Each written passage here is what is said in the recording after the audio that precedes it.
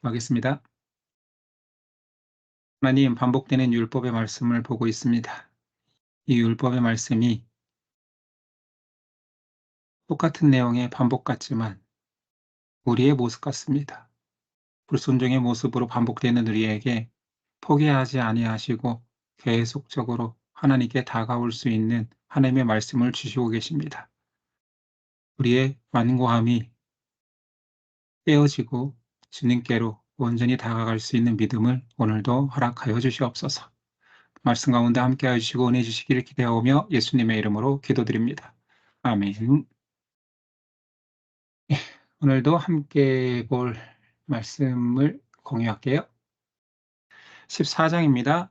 지금 모세의 2차 권면 또는 설교 중에 율법에 대한 이야기를 하고 있습니다. 물론 이 율법은 시내산에서 받았기에 출애굽기에서도 나왔던 출애굽 율법과 겹치는 내용이 많고 그러나 약간의 이제 가나안 땅에 들어가서 변경되는 내용들이 추가되는 것이 신명기 율법의 특징입니다. 볼게요. 자, 11조입니다. 신명기 율법 금지된 애도법 1, 2절 너희는 너희 하나님 여호와의 자녀이니 죽은 자를 위하여 자기 몸을 베지 말며 눈썹 사이 이마 위에 털을 밀지 말라. 너는 내 하나님 여호와의 성민이라. 여호와께서 지상 만민 중에서 너를 택하여 자기 기업의 백성으로 삼으셨느니라. 밑에 해석을 써 놓았듯이 이것은 단순히 몸에 털을 밀지 말라라는 게 아니라 이방 제의와 관련이 깊습니다. 이방 제사 중에 그런 행위들을 막 더 신에게 강청하고 우상이 나에게 더 큰 복을 주고 내 간구에 응답하기 위해서 자기 몸을 해하는 것들과 그다음에 뭐 몸의 털을 미는 행위로 뭐 성결되게 나간다는 뭐 표현을 하는 거겠죠. 이런 것들을 아예 이상 그 이방 제사의 모습을 금지시키기 위해서 율법에 집어넣은 것입니다. 자, 또한 음식 규례가 나오죠. 음식 규례 기억나십니까? 레위기 젓가락 11장. 장제목에서는 그 레위기 그 유출병 여인이 누워 있는 그 위에 제일 처음에 토끼와 돼지가 이렇게 있잖아요. 그게 이제 부정한 짐승을 상징하는 그 그림이 떠올라야 됩니다. 그리고 젓가락 레위기 11장 음식 규례입니다. 다 아는 내용이니까 우리가 빠르게 점검하고 가면 되겠네요. 짐승 중에 먹을 수 있는 것과 그다음에 먹을 수 없는 것의 기준이 되는 게 있었죠. 짐승 중에는 굽이 있는 거, 이거 첫 번째 기준이죠. 굽이 있다라는 것은 이 쪽발로 갈라져 있다라는 거고, 새김질하는 것은 하나님께서 허락하시는데 굽이 없거나 이 새김질을 하지 않는 이 둘 중에 하나가 되지 않는 것들을 금지시켰습니다. 왜 그러면 꼭 굽이나 새김질을 이야기할까요? 새김질 한다라는 것 자체는 거의 다 초식동물이고, 이제 육식동물들은 이제 전염병이 취약할 수 있다라는 거죠. 바이러스가 침투되면 육식동물들은 그 짐승에서 다른 짐승으로 계속 전염이 될 수 있으니, 물론 이것은 주석입니다.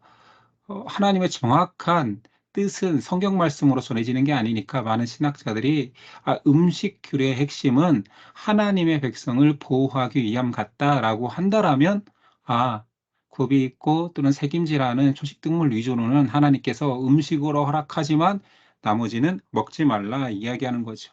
이 하나님의 백성을 보호한다는 기준으로 다른 음식들도 본다면 먹어도 되는 짐승들을 구분한다라면 이해되는 부분이 많죠. 레위기에서 다 했던 내용이니까요. 자, 먹을 수 있는 수중 생물은 지느러미와 비늘이 있습니다. 여기도 기준이 지느러미와 비늘이 있는 것은 먹어도 된다. 그런데 지느러미가 없거나 비늘이 없는 수중 생물은 안 된다. 어, 딱 보기에도 지느러미와 비늘이 있는 것들은 상했는지 안 상했는지 볼 수 있잖아요. 소라 같은 거, 그 안에 있고, 또는 뭐, 연체동 그 있잖아요. 뭐, 오징어, 갑각류 이런 것들은 상했는지 안 상했는지 육안으로 거의 보기 힘드니까 사실은 이런 기준을 세워주신 것이 아닌가라고 추측할 뿐이고요. 가장 중요한 것은 음식법은 이러니까 먹어도 된다, 안 해도 된다가 아니라 순종의 여부를 훈련시키는 것이니 하나님이 먹어도 된다는 것만 먹고 먹지 말라는 것은 안 먹는 순종, 불순종이 더 핵심이라는 것을 기억하시고 그러나 구분의 의미가 있을까 했을 때 이런 의미가 아니겠는가로 추측하는 것뿐입니다. 자, 먹을 수 없는 새, 있는 것은 언급이 없었고요. 이것 또한 맹금류죠. 새들이 뭐 곤충을 잡아먹고 이런 게 아니라 새들이 동물을 잡아먹는 그 맹금류나 막 있잖아요. 부리가 뜯어먹고 막 날카로운 손을 가진 그 손톱을 가진 이런 맹금류. 맹금류들은 거의 썩은 고기도 먹잖아요. 그런 의미에서 썩은 고기를 취하고 이런 새들을 먹는 것은 너희에게 전염병이나 여러 가지 바이러스에 침투될 수 있으니 먹지 말라라고 이제 주석을 다는 거죠. 자, 먹을 수 있는 곤충도 비슷한 의미에서 자, 날개가 있고 네 발로 기어다니는 곤충 중 그 발로 땅에서 뛰는 곤충은 돼요. 근데 날개가 있고 네 발이 있지만 기어다니는 곤충은 안 됩니다. 여기도 기어다니는 새는 안 된다고 되어 있죠. 그만큼 뭐 여러 가지 뭐 더러운 곳에 노출되고 뭐 기어다닌다라는 것 자체가 여러 가지 세균에 노출될 가능성이 크잖아요. 이런 것들을 금지한다고 보면 이해가 빠를 것 같습니다. 뭐 대표적으로 뭐 기어다니는 곤충, 뭐 바퀴벌레 그런 거 먹으면 안 되는 거죠. 먹으라고 해도 안 먹겠지만 어찌됐든 그렇게 균에 잘 노출될 수 있는 나름 뭐 곤충이라도 날아다니고 땅에서 뛰는 곤충은 아무래도 좀 안전하지 않겠느냐라고 추측할 뿐인 거죠. 핵심은 하나님이 정한 것만 먹고 먹지 말라는 것은 안 먹는 순종의 여부를 훈련하는 겁니다. 21절. 너희는 너희 하나님 여호와의 성민이라. 계속해서 강조하는 것은 너희는 거룩한 백성이야. 스스로 죽은 모든 것은 먹지 말 것이나. 자, 먹어도 되는 짐승이나 곤충 새 중에서 스스로 죽은 모든 것은 먹지 말 것. 우리가 앞에서 의미를 파악했던 거하고 비슷하잖아요. 스스로 죽었다라는 것은 질병이 있거나 여러 가지 세균에 그거를 취하는 다음 포식자에게 전염병을 유발할 수 있으니 아예 죽은 것은 먹지 말아라. 스스로 죽은 거 너희가 그걸 잡아서 취한 게 아니고 그러나 자, 독특한 구절이 있습니다. 거류하는 백에게는 주어도 되고 이방인에게 파는 것은 괜찮대요. 이게 뭡니까? 이거 좀 뭐 윤리적이지 않습니까? 라고 하는데 성경을 윤리 비윤리로 보는 것은 합당하지 않죠. 하나님은 앞에서도 언급했다시피 이스라엘은 구분된 하나님의 백성이고 지금 여기서 말하는 것은 하나님의 은혜의 손길 또한 구별된다라는 거예요. 내 백성과 내 백성이 아닌 자들은 내가 구별하겠다. 이것이 핵심입니다. 율법에서 이 구별된 핵심은 사실은 신약의 복음에서도 그 성격은 남아 있습니다. 알곡과 쭉정이, 양과 염소 다 하나님은 은혜를 구별하시죠. 내 백성 아닌 자에게 뭐 하나님께서 동일한 은혜를 주지는 않는다라는 거죠. 그렇다면 뭐 이방 제사를 해도 되고 이런 것들이 다 구별이 없게 되잖아요. 자, 출애굽기 22장과 비교해 볼까요? 너희는 내게 거룩한 사람이 될지니 똑같죠. 성민 될지니 들에서 짐승에게 찢긴 동물의 고기를 먹지 말고 그것을 여기서는 신명기에서는 좀 유호적이었죠. 이건 개나 줘라 했지만 이방 땅 가나안 땅에 들어가서는 하나님이 허락한 땅에 들어가서는 개개인의 뭐 이방인에게 파는 것은 가하다. 네, 구별이라 했습니다.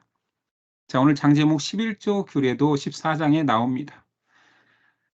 자, 11조 규례 22절부터 한번 읽어볼게요. 너는 마땅히 매년 토지 소산의 11조를 드릴 것이며 내 하나님 여호와 앞 곧 여호와께서 그의 이름을 두시려고 앞에서 배웠죠. 택하신 곳 중앙성소사상에서 내 곡식과 포도주와 기름의 11조를 먹으며 또 내 소와 양의 처음 난 것을 먹고 내 하나님 여호와를 경외하기를 항상 배울 것이니라. 그러나 내 하나님 여호와께서 자기 이름을 두려고 택하신 곳이 내게서 너무 멀고 행로가 어려워서 내 하나님 여호와께서 그 풍부히 주신 것을 가지고 갈 수 없거든. 그것을 돈으로 바꾸어 그 돈을 쌓아가지고 내 하나님 여호와께서 택하신 곳으로 가서 내 마음에 원하는 모든 것을 그 돈으로 사되 소나 양이나 포도주나 독주 등 내 마음이 원하는 모든 것을 구하고 거기 내 하나님 여호와 앞에서 너와 내 권속이 함께 먹고 즐거워할 것이며. 자, 11조를 드리는 방식이 이제 가나안 땅에 들어왔으니 하나님이 택하신 곳에 와서, 물론 여기서 11조를 드리기 위해서 매주 가는 개념, 지금 우리 신약을 살고 있고 교회를 살고 있는 성도들의 마인드로 이걸 읽으면, 아니 그 정한 곳이 멀 수도 있는데 매주 그렇게 택하신 곳으로 가란 말인가가 아니라, 이 당시부터는 이제 11조 개념이 1년 한 차례 수확하는 개념이기 때문에 1년에 한 번 또는 어 있잖아요. 3대 절기에 택하신 곳에 갈 때 정산을 하는 개념입니다. 자, 그렇다면 1년에 한 번 이때 어 11조를 드리는데 양과 가축이 많을 수도 있잖아요. 양과 가축이 어마어마하게 많은데 그거에 10분의 1을 떼어서 그 먼 거리 택하신 곳까지 가다 보면 다 소나 양 다 죽겠죠. 여행이 힘들어 죽을 수도 있으니까. 그러니 그렇게 하지 말고 11조는 이때부터 중앙성소 택하신 곳이 정해졌을 때부터는 이게 이제 신명기 신규법인 거예요. 돈으로 바꾸어서 가서 그 중앙성소에 가까운 곳에 가서 그것에 합당한 것들로 다시 소나 양이나 포도주나 이런 그 제사의 그 술들을 사서 거기서 하라는 거죠. 이제 이해하십니까? 근데 이때 생긴 신명기 11조 규례가 신약 시대 예수님이 성전을 청소했을 때 완전히 변질된 상황이 됐기 때문에 청소를 하신 거죠. 예수님이 화내시면서 성전에 있는 사람들 내쫓고 막 채찍을 들어서 몰아내고 그랬잖아요. 이때 생긴 신명기 11조 신규법에 따라 사람들이 하다 보니 변질이 된 거예요. 한번 볼까요? 마태복음 21장 12, 13절. 예수께서 성전에 들어가사 성전 안에서 매매하는 모든 사람들을 내쫓으시며, 왜 매매하는지 알겠죠. 그리고 언제 생긴 이 율법인지 알겠죠. 돈 바꾸는 사람의 상과 비둘기 파는 사람들의 의자를 둘러 엎으시고 그들에게 이르시되 기록된 바 내 집은 기도하는 집이라 일컬음을 받으리라 하였거늘 너희는 강도의 소굴을 만드는도다. 첫 의도는 백성들이 중앙 지정한 곳에, 거룩한 곳을 정한 곳에 와서 하나님의 허물을 드리고 싶은데 그들의 가축을 끌고 오는 여정이 힘들 수 있으니 배려하기 위하여서 만든 그 율법이 변질되어서 이제 장사하는 사람들이 멀쩡한 짐승을 가져와도 폭리를 취하면서 이 짐승은 흠이 있으니까 안 됩니다 하고 자꾸 거절하니까 나중에는 이제 인플레이션이 되는 거죠. 제사 재물 인플레이션. 성전에서 비싼 돈을, 환전할 때에도 돈을, 환전료를 받고 또 가축을 살 때도 또 돈을 받고 그냥 장사하는 곳이 된 거예요. 성전에서 그 지경이 된 거죠. 신명기의 율법이 변질된 것입니다. 자, 11조의 또 다른 사용처, 11조는 기억하십니까? 이스라엘 12지파의 11조는 전부 다 레위인 소유가 되고, 레위인의 11조는 제사장 식솔의 그 소유가 되죠. 그런데 3년에 한 번씩 드리는 11조, 이것은 약자를 위하여서 구제책으로 그 돈을 모아두어라 라고 말하고 있습니다. 28, 29절. 매 3년 끝 그의 소산의 10분의 1을 내어 내 성읍에 저축하며 너희 중에 분깃이나 기업이 없는, 레위인은 당연히 11조를 받는 사람이죠. 그 레위인 성 중에 거류하는 객과 및 고아와 과부들을 과부들이 와서 먹고 배부르게 하라. 그리하면 내 하나님 여호와께서 내 손으로 하는 범사에 내게 복을 주시리라. 3년마다 구제의 11조를 택하여서 객과 고아와 과부들을 봉양하는 일들을 했었죠. 신명기 26장과 비교한다면 셋째 해 곧 11조를 드리는 해에 내 모든 소산의 11조 내기를 마친 후에 그것을 레위인과 객과 고아와 과부에게 주어 내 성읍 안에서 먹고 배부르게 하라. 원래 11조는 레위인에게 주니까 여기서 또 객과 고아와 과부에게 구제책으로 11조를 사용했음을 알려주고 있습니다. 자, 15장. 장제목은 짐승 초태생은 하나님께 드림. 장제목 그림에 보면 헌금통에서 양 한 마리가 기어 나오고 있는데 그게 첫 새끼, 첫 예물, 이걸 초태생을 상징하는 그림입니다. 자, 안식년이 나오죠. 안식년에 면제년, 모든 것들을 다 면해준다. 빚도 면해주고, 종도 면해주고, 땅은 쉬게 하고, 이런 개념이 안식일의 개념이잖아요. 앞서 다 배웠으니 여기도 한번 나온 내용만 볼게요. 1절 이하. 매 7년, 안식년이 7년마다 있잖아요. 끝에는 면제하라. 면제의 규례는 이러하니라. 그의 이웃에게 꾸어준 모든 체주는 그것을 면제하고 그의 이웃에게나 그 형제에게 독촉하지 말지니 이는 여호와를 위하여 면제를 선포하였음이라. 이방인에게는, 자, 여기 또 이방인이 나오죠. 구별되니까 이방인에게는 그럴 필요까지는 없어요.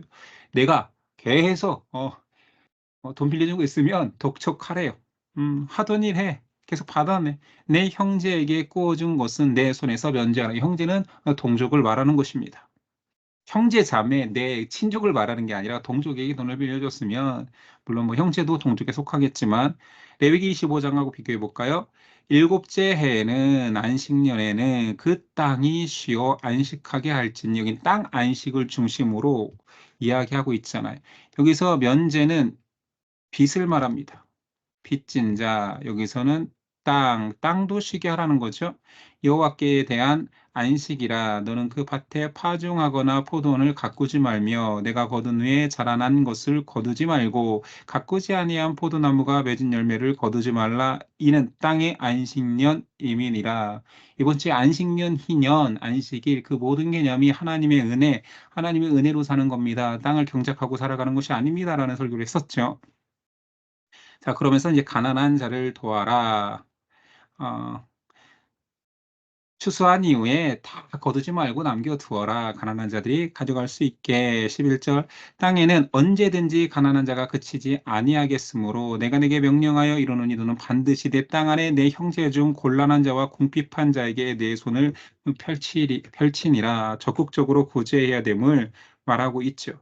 그러니까 앞에서도 11조에서 3년마다 가난한 자, 고아와 객을 위하여서 어, 너희 그 소출을 가진 자들, 하나님의 은혜로 소출을 받은 자들은 그런 일이 당연한 거야. 너희는 성민이니까 구별된 삶을 살아야 되니 라고 했지만, 또 안식년에도 또 한 번 강조하는 거야. 네 주변에 가난한 자 계속 있을 거야. 가난한 자는 그냥 너희가 당연히 도와야 되는 것이야. 이것은 성민의 모습이야 라고 말하고 있는 거죠. 종에 대한 규례, 종도 놓아줘야 됩니다. 이것은 이제 7년 안식년 때 얘기하는 거예요. 내 동족 히브리 남자나 히브리 여자나 내게 팔렸다 하자. 만일 6해 동안 너를 섬겼거든. 7째 해 안식년이 되면 너는 그를 도와 자유롭게 할 것이요. 그를 놓아 자유하게 할 때에는, 이것도 또 중요합니다.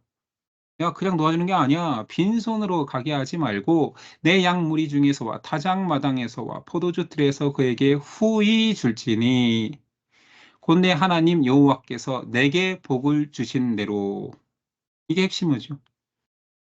하나님이 너에게 후했는데 너희도 후해야 돼. 너는 애굽 땅에서 종 되었던 것과 내 하나님 여호와께서 너를 속량하였음을 기억하라.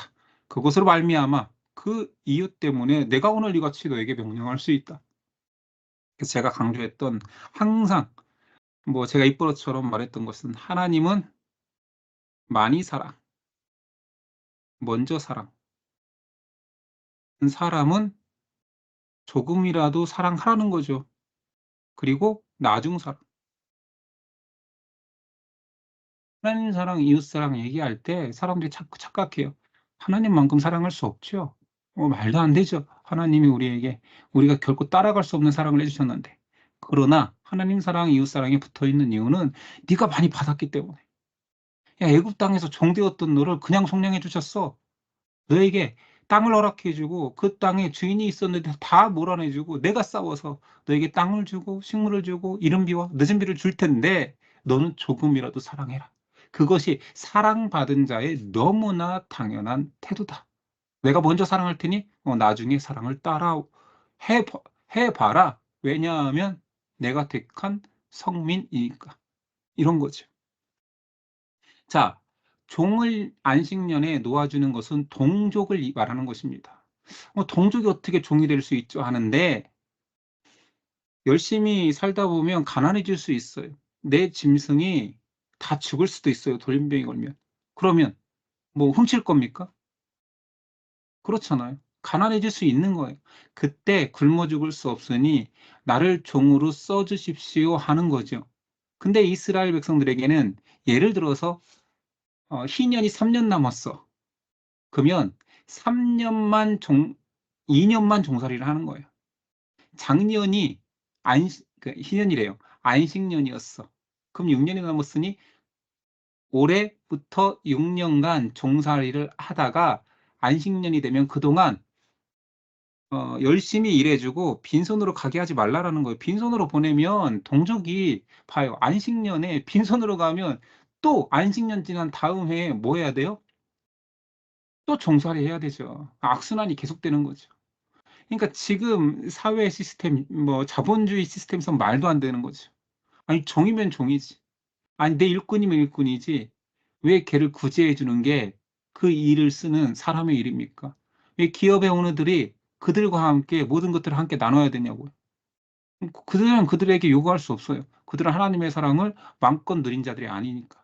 근데 이스라엘 사람들에게는 너희가 받았어. 그리고 내가 많이 줄 거야. 그러니 피치 못할 사정에 의해서 내 동족 이스라엘이 너의 종이 되거든. 희년 되면 다시 종되지 않게 후히 베풀어서 그냥 형제 자매로 살게 해. 이런 개념인 거죠. 그런데도 불구하고 어, 구제 못할 수도 있잖아요. 자기 삶을 다시 일구지 못할 수 있잖아요. 그리고 자기가 봉사해 왔던 동족의 주인이 마음에 들면 종신규례를 할 수 있어요. 네, 다음에 나오는 거예요. 얼마나 섬세한 법입니까? 내가 당신 밑에서 같이 살아보니 당신은 굉장히 인격적으로 저를 쓰시는군요. 그럼 제가 희년에 자유를 얻지 않고 계속 식솔로 당신 밑에서 봉사하겠습니다. 라고 제안을 하면 그걸 종신, 죽을 때까지 종이 되겠습니다라는 규례도 있어요. 읽어볼게요. 15절이. 종이 만일, 이거는 히브리 종이겠죠. 만일 너와 내 집을 사랑함으로 너와 동거하기를 좋게 여겨 내게 향하여 내가 주인을 떠나지 아니하겠노라 하거든. 송곳을 가져다가 이게 징표인 거예요. 그의 귀를 문에 대고 뚫으라. 그리하면 그가 영구히 내 종이 되리라. 내 여종에게도 그같이 할지니라. 여성들이 좋아하는 귀걸이는 성경에서는 종의 상징입니다. 그러니까 남자친구가 귀걸이를 해주거나 뭐 남편이 해주면 좋은 의미가 아닐 수도 있어요. 평생 종신 종이다 뭐 이런 게요. 그런 게 당연히 아니겠지만 사랑의 표현이겠지만. 그럼 기억이 되죠? 내가 정일토록 당신과, 근데 의미가 되게 좋죠? 너와 내 집을 사랑함으로 너와 동거하기를 좋게 여겨 주인을 떠나지 아니하겠노라 하거든. 근데 사실 이 종신규례도 사실 복음을 담고 있습니다. 우리가 하나님과 예수님을 주님이라고 하잖아. 로드, 주인님, 종, 이 개념. 종신규례 개념인 거죠. 너무 좋아서 스스로 종이 되겠습니다. 그런데 하나님은 그 종을 상속자 삼아 주셨죠. 자, 이해되죠? 뭐, 동족이 아닌 사람들, 이방인, 뭐, 그런 사람들까지 이런 개념이 아닌 겁니다. 자, 짐승의 초태생은 하나님께 드림. 19절이야. 내 소와 양의 처음 난 수컷은 구벌하여 내 하나님 여호와께 드릴 것이니 내 소의 첫 새끼는 부리지 말고 내 양의 첫 새끼의 털은 깎지 말고 너와 내 가족은 매년 여호와께서 택하신 곳 또 나오죠. 택하신 곳 내 하나님 여호와 앞에서 먹을지니라. 아니, 택하신 곳에서 먹으라는 게 무슨 말입니까 하면 우리가 이제 레위기를 경험하면 다 하는 거예요. 모든 짐승은 성막들 그 앞에서 잡아서 같이 먹게 되어 있습니다.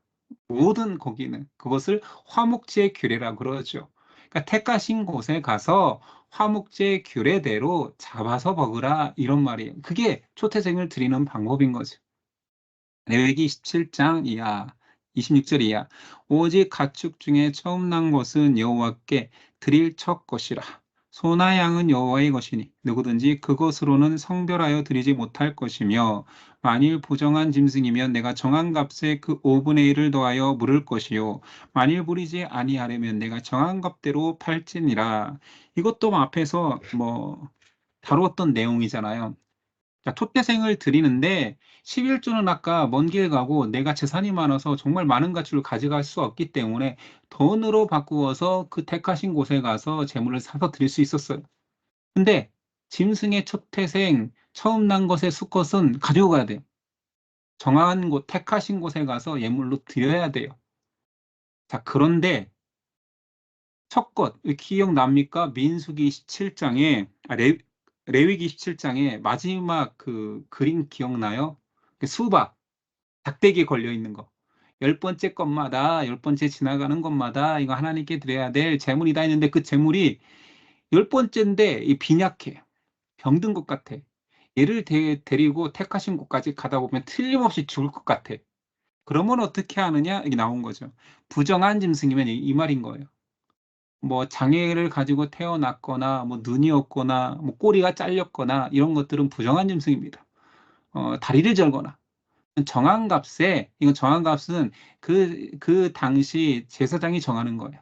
거기에 5분의 1까지 더해서, 그걸로, 속전으로 그걸로 내. 이 말인 거죠. 데려갈 수 없잖아요. 여담으로 제가 아프리카 케냐에 있을 때, 어, 그 선교지에 이제 학교 사역을 하다 보니까 그 나이로비 호텔, 그 수도에 있는 가장 큰 나이로비 호텔이 가장 큰 호텔이거든요. 어느 정도 큰 호텔이냐면 나이로비 호텔은 그 안에 천연 동물원이 있어요. 그래서 사파리 차를 타고 돌아서 사자도 보고 코끼리도 보고 이런 코스가 있어요. 그게 나이로비 호텔 반경에 있어요. 굉장히 크고 비싼 고급 배틀에서 저는 1박도 해본 적은 없는데 거기에서 이제 사회사업으로 워낙에 큰 재벌 같은 곳이니까 사회사업으로 저희가 사역하고 있던 선교사님이 세운 학교에 후원이 들어왔어요. 물질적인 후원이나 학생들 학용품 이런 후원이 들어왔는데 선교사님이 고맙다고 인사를 하면 가서 그냥 고맙다고 인사하면 되는데 가서 인사할 때 그 케냐의 전통이라고 하면서 키우던 염소 중에 학교에 그런 목장 같은 게 있었거든요. 소 몇 마리, 염소 몇 마리. 거기서 제일 실한 염소라고 택한 애를 이렇게 가져다 주면서 고맙다고 하는 것이 그 나라 전통이래요. 큰 은혜에 대한 보답이 키우던 가축 중에서 제일 실한 걸 갖다 주는 거래요. 근데 수도 나이로비까지 저희가 그렇게 먼 곳이 아니었는데 땅이 별로여서 5-6시간 걸렸거든요. 근데 뒤에 트럭 같은 곳에 그 염소 하나를 태우고 5-6시간을 떼양빛을 달리니까 도중에 쉬어서 물도 주고 했는데 제일 실한 염소였는데 거기 갖다 주려고 했더니 얘가 죽었는지 살았는지 싶은 거예요. 얼마나 힘들겠어요. 걔가 누워 있었던 것도 아니고 차도 처음 타봤으니 멀미도 하고 거의 반 죽어가는 애를 갖다 주려고 하니 제가 선교사님한테 그랬거든요. 선교사님 왜 이렇게까지 하시냐고. 이 나이로비라고. 여기 근방에 가서 시장 가서 좋은 염소 사서 데려다 주시고 염소도 힘들고 데려오던 우리도 힘들고 막상 주려니까 이거는 살아있는지 죽어있는지 모르는 이 염소를 주는 게 의미가 있냐고 했더니 아니래요. 전통에 위배된대. 직접 키우는 것을 줘야 된대. 그래서 얼마나 민망했는지 몰라요. 가서 사장을 만난 게 아니라 관련자한테 데려다 주고 밥 한 끼 얻어먹었는데 근데 다 이해하더라고요. 의뢰 이렇게 가져오면 다 비실비실한지 다 이해하는지 저기 옆에다 묶어놨는데 죽었는지 살았는지 누워있어도 뭐 고마워하더라고요. 자, 제가 왜 이 얘기를 길게 했느냐? 첫 새끼는 그렇게 가져오다가 상할 수도 있고 그러니까 부정한 짐승은 그냥 죽기 십상 아니겠습니까? 고대 사회에 뭐 차를 타고 온 것도 아닐 텐데 걸어오기도 힘들 뿐더러 그래서 이렇게 속전으로 대신했던 율법을 주신 것 같아요. 이것도 뭐 이스라엘 백성을 배려하신 하나님의 은혜죠. 16장까지 하고 오늘 장제목 다뤄볼게요. 이제는 뭐 외울 때가 되지 않았나요? 3대 절기 다 기억나시죠? 3대 절기 장제목이 어디에 있는지까지는 제가 뭐 외우라고 안 하겠지만 뭐 나중에 출애굽기랑 다 반복하면 그 자리에 있었지 기억은 날 거예요. 출애굽기 23장에 있었고 레위기 23장에 있었고 민수기 9장에 있었고 오늘 신명기 16장에 또 3대 절기가 나옵니다. 3대 절기는 이스라엘이 세 번은 정확히 3대 절기가 이제 확립된 거예요. 이스라엘 남성이라면 1년에 세 번 3대 절기에는 택하신 곳에 와서 제사를 드려라 합니다. 이게 이제 중앙성소사상의 핵심인 거죠. 1년에 세 번 3대 절기에는 남성은 무조건, 물론 자원하는 여성이 따라와도 되고 가족이 같이 와도 되겠죠. 무조건 정하신 곳에 와야 됩니다. 자, 3대 절기 그래도 한번 반복해 볼까요? 6월절이죠. 무교절도 같은 절기로 보면 되겠죠. 왜 그러냐면 6월절 다음 날부터 7일간 무교절. 6월절은 애굽에서 나올 때 10번째 재앙, 하나님께서 애굽에 있는 모든 장자들을 치겠다. 바로를 굴복시켜 내 백성 이스라엘을 나를 예배하는 곳으로 가게 하겠다 했을 때 마지막 재앙이 6월절 재앙이었습니다. 그 재앙이 넘어가려면 어린 양을 잡아 그 피를 문 설주와 임방에 바르면 재앙이 넘어가겠다. 패스오버 하겠다. 그래서 생긴 말이 6월 넘어가겠다. 넘어가는 절기를 상징하는 거죠. 그 다음 날부터 6월절은 무교 이스트를 넣지 않는 무교병을 먹어야 된다. 어, 뭐 빵을 발효시킬 만큼 시간이 없어. 긴박해. 내 백성이 곧 이곳에 탈출할 거야. 이런 걸 상징하는 그 이스트 넣지 않은 무교병을 먹는 절기를 7일간 지키기 때문에 무교절이잖아요. 자, 그래서 6월절 후 되겠죠. 이제 6월절 하루 저녁부터 시작되는 6월절 그 다음 날 저녁 안식 다음 날부터 이제 무교절이고 그 6월 무교절 기간에 처음 그 만나는 안식일이 초실절입니다. 초실절이 기준이 되어서 초실절부터 77에 49, 7주간이 지나면 77절. 됐죠? 다 기억나시죠? 초실절부터 7일이 지나면 초실절. 그래서 7 곱하기 7, 77절이 된 거고 오순, 우리말로 5가 10번 있다. 오순, 순이 열이라는 개념이니까요.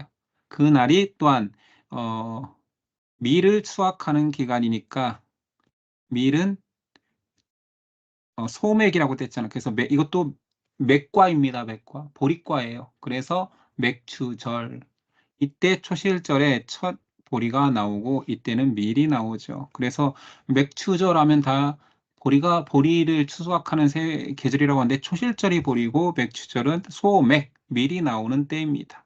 이때 이제 첫 열매를 하나님께 감사하며 하나님께서는 사실은 광야에서 먹이셨죠.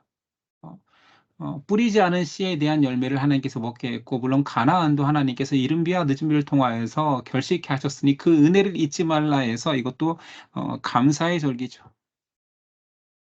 은혜를 잊지 말라라는 거예요. 하나님의 은혜를. 이 은혜를 강조하는 절기죠. 여기는 구원의 은혜죠. 구원의 은혜, 인도하심 또는 감사의 은혜. 읽어볼까요? 1절, 3절. 아비벌을 지켜 내 하나님 여호와께 유월절을 행하라. 이는 아비벌에 내 하나님 여호와께서 밤에 너를 애굽에서 인도하여 내셨습니다. 여호와께서 자기의 이름을 두시려고 택하신 곳에서, 여기도 택하신 곳 나오죠. 소와 양으로 내 하나님 여호와께 유월절 제사를 드리되 유교병을 그것과 함께 먹지 말고 이레 동안은 무교병 곧 고난의 떡을 그것과 함께 먹으라. 이는 내가 애굽에서 급히 나왔음이니 이같이 행하여 내 평생에 항상 내가 애굽 땅에서 나온 날을 기억할 것이니라. 77절, 9절이 합니다. 일곱 줄을 셀지니 초실절부터 일곱 줄을 센다라는 거죠. 곡식의 낫을 되는 첫날부터 일곱 줄을 세어 내 하나님 여호와 앞에 77절을 지키되 내 하나님 여호와께서 내게 복을 주신 대로 내 힘을 다하여 자원하는 예물을 드리고 너와 내 자녀와 노비와 내 성중에 있는 레위인과 및 너희 중에 있는 객과 고아와 과부와 함께 내 하나님 여호와께서 자기의 이름을 두시려고 택하신 곳에서 내 하나님 여호와 앞에서 즐거워할지니라. 자, 3대 절기에 하나님이 택하신 곳에 가야 된다는 것이 계속 강조되죠. 자, 초막절, 추수감사절의 느낌이기도 하지만 이 초막이라는 개념과 장막이라는 개념은 똑같은 말이잖아요.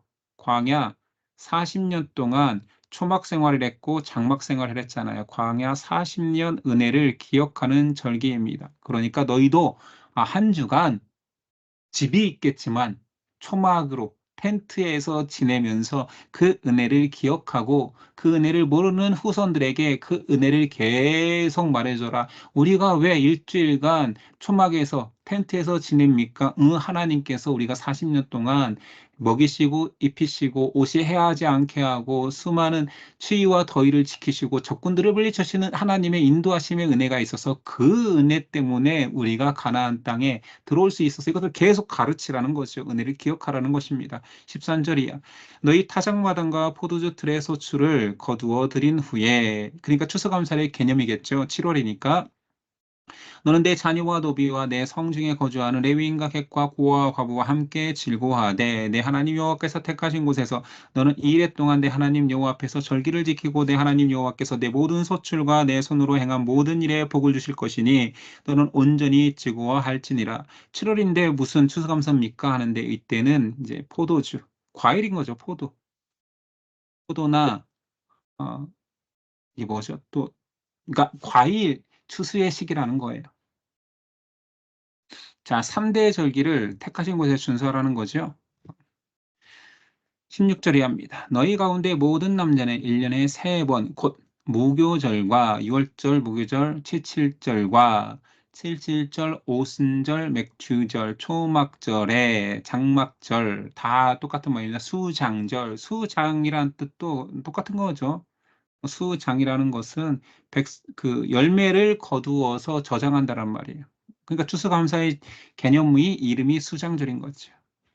네 하나님 여호와께서 앞에서 강조했지만 또 한 번 택하신 곳에서 여호와를 배웁되 빈손으로 여호와를 배웁지 말고 각 사람이 내 하나님 여호와께서 주신 복을 따라 그 힘대로 드릴지니라. 자, 이것이 예루살렘 성전이 솔로몬에 의해서 만들어진 이후에는 유대인의 택하신 곳이 실로였다가 이제 예루살렘으로 바뀐 거예요.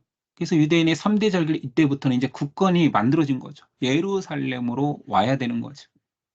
그래서 유월절을 지키기 위해서 예수님도 계속 여러 차례 해마다 어, 예루살렘 성전이 있는 예루살렘에 방문했던 것들이 있었죠. 자, 이 3대 절기를 지키기 위해서 한번 생각을 해볼게요. 많은 사람들이 가나안 방방곡곡에 있는 사람들이 물론 이스라엘 지도를 여러분 이제 알고 있으니까 거의 가운데쯤에 예루살렘이 존재하잖아요. 그렇지만 저기 위에 있는 지파부터 밑에 있는 지파까지 이렇게 쭉 그다음에 가나안 동편에 있는 지파까지 다 오려면 꽤 긴 여행입니다. 그러니 그 여행은 이때부터 여행이 이제 순례 여행인 거예요. 영적 순례 여행 오면서 그냥 뭐 맨날 오면서 뭐 서로 뭐 도박이나 하고 돈 따먹기 하고 짐승으로 뭐 장난치고 닭싸움 하고 뭐 이런 거 했겠습니까? 아니죠. 오는 그 순간부터 하나님의 택하신 곳 성전을 향해 걸으면서 순례 여행을 하는 거예요. 긴 시간 여행하는 사람들은 나눔이 함께 됐을 것이며 그다음에 뭐 믿음의 동질감을 회복하고 이런 거예요. 그러니까 성도에게는 그렇게 함께하는 여행이 이런 순례 여행이 필요한 거죠. 이럴 때 더 공동체성이 생기고 지파와 지파가 어느 곳에서는 같이 만나기도 하고 동행하기도 하고 함께 음식을 나누기도 하고 이런 일들이 있었겠죠. 상상입니다. 그러나 뭐 너무 당연한 결과니까. 예수님이 12살 때 성전에 왔을 때 그 사흘길을 간 이후에야 예수가 없어진 것을 예루살렘에서 놓고 온 걸 안 거잖아요. 이게 바로 순례 여행이기 때문에 이런 분위기가 가능한 거예요. 어떤 부모가 자식이 없는데 몇 날 며칠을 갑니까? 그만큼 온 친척과 같은 지파의 사람들과 함께 뭉쳐서 이곳으로 요셉이 보기에는 마리아 엄마 쪽에 있겠지, 마리아가 보기에는 아빠랑 같이 있겠지, 이런 것들이 가능했다라는 거예요. 순례 여행 속에 다 같이 하나 된 공동체가 움직였다라는 걸 반증하는 거죠. 좀 상상이 되시죠? 이런 민족적 대이동이 이들에게는 순례적 개념이었고 공동체성이 회복되는 시간이었고 은혜를 나누는 시간이었다라고 상상하면 될 것 같습니다. 그렇게 막 절기를 꾸역꾸역 가야 돼, 이거 또 해야 돼, 막 이런 느낌이 아닌 거죠. 자, 공의로 재판하라는 내용이 또 등장합니다. 오늘 반복하려고 했는데 하다 보니까 제가 말이 많아졌네요. 19절이에요. 너는 재판을 굳게 하지 말며 사람을 외모로 보지 말며 또 뇌물을 받지 말라. 뇌물은 지혜자의 눈을 어둡게 하고 의인의 말을 굽게 하느니라. 뭐 이런 거는 뭐 명언에 가깝죠. 음, 뇌물은 지혜자의 눈을 어둡게 하고 의인의 말을 굳게 하느니라. 너는 마땅히 공의만을 따르라. 그리하면 내가 살겠고 내 하나님 여호와께서 내게 주시는 땅을 차지하리라. 자, 공의로 재판하라고 했는데 이것은 출애굽기 재판법에서 말했습니다. 여러 번 강조했었죠. 재판의 핵심은 공의, 공정입니다. 가난하다라고 더 봐주지 말라라는 거예요. 원수라고 해서 미워하지 말라라는 거예요. 공정해야 된다. 그게 재판이다. 출애굽기에서 강조했던 내용입니다. 23장 3, 4절. 가난한 자의 송사라고 해서 편벽되이 두둔하지 말지니라. 내가 만일 내 원수의 길 잃은 소나 나귀를 보거든 반드시 그 사람에게 돌릴지며 8, 9절 너는 뇌물을 받지 말라. 뇌물은 밝은 자의 눈을 어둡게 하고 의로운 자의 말을 굳게 하느니라. 너는 이방 나그네를 압제하지 말라. 너희가 애굽 땅에서 나그네 되었은즉 나그네의 사정을 아느니라. 오늘 여기까지가 16장입니다. 그 장제목 한번 잠깐 볼까요? 자, 신명기 장제목입니다. 신명기 장제목 오랜만에 보니까 우리가 장제목의 틀도 한번 강조해 보죠. 모세가 일열에 있을 때, 모세가 첫 번째 줄에 있을 때 신명기, 설교하는 모세예요. 1, 2, 3차 설교가 신명기의 주요 내용이라고 했으니까 모세가 이렇게 일열에 있을 때,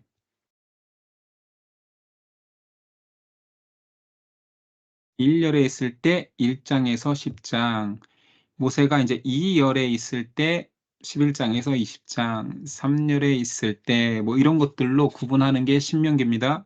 자, 오늘 거 보죠.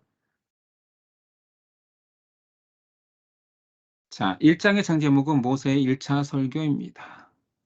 그리고 절대로 침범해서는 안 되는 하나님께서 그의 친인척과 같은 사람들에게 허락된 자손들 에서의 땅과 롯의 후손들의 땅은 침범하지 말라라는 명령이 있었고, 그다음에 약속의 땅을 바라보는 모세의 안타까운 간구와 하나님의 거절이 있었죠. 자, 2차 설교가 4장에서부터 시작되었고요. 바로 처음에는 십계명이 강조되었습니다.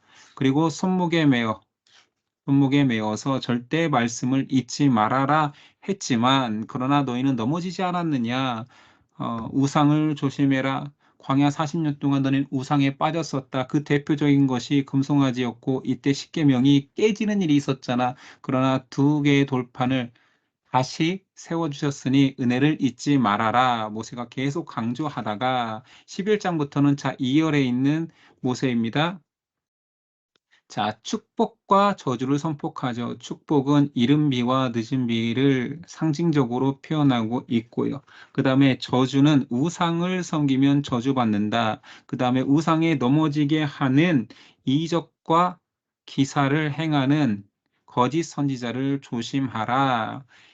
이것이 이제 축복과 저주의 개념이었었고요. 그 다음에 오늘 우리가 봤던 율법이 기억나죠? 11조가 있었죠. 11조 개념이 있었고 이것이 첫 새끼, 첫 초태생 하나님께서 구분하셨다는 내용이고 강대상의 밑부분 3대 절기가 붙어 있습니다.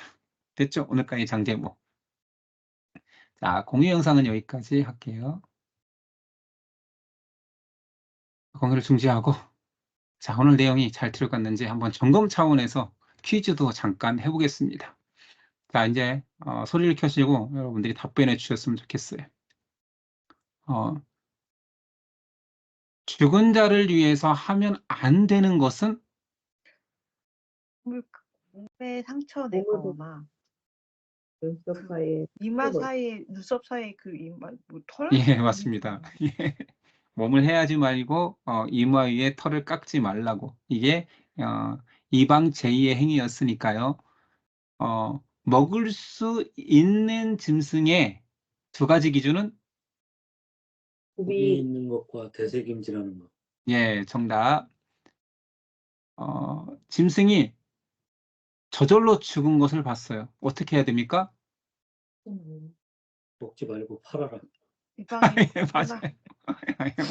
먹지 말아라. 먹어서는 안 된다 했죠. 팔 수는 있다. 그러나 동족은 안 되고 어차피 이스라엘 사람들은 먹으면 안 되니까 이방인에게 팔 수는 있다. 객과 고아와 과부들을 위한 11조는 몇 년마다 저장합니까? 저축합니까? 3년. 예, 맞습니다. 빚은 몇 년에 한 번씩 면제해 주죠? 7년. 7년. 저도 이런 생각이 드네요. 7년에 한 번씩 면제받는 곳에 살고 싶은. 어, 그러면 집도 살 수 있고. 자, 히브리 정은 몇 년이 되면 풀어줘야 됩니까? 예? 7곱 개. 예, 뭐 안식년 7년, 7년째는 풀어줘야 됩니다. 히브리 종이 이스라엘이 히브리인이죠. 종신 소원을 하면 어떤 표징을 남겨야 됩니까? 입을 뚫어라. 네, 귓볼을 뚫어야 됩니다. 자, 6월절 기념일에 금지하는 음식은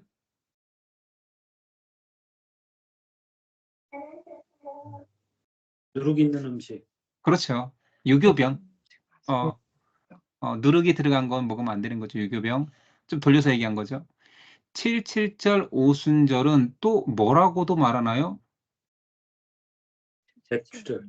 네, 맞습니다. 많이 반복했으니 잘 아시네요. 모든 이스라엘 남자는 하나님께서 택하신 곳에 언제 갑니까?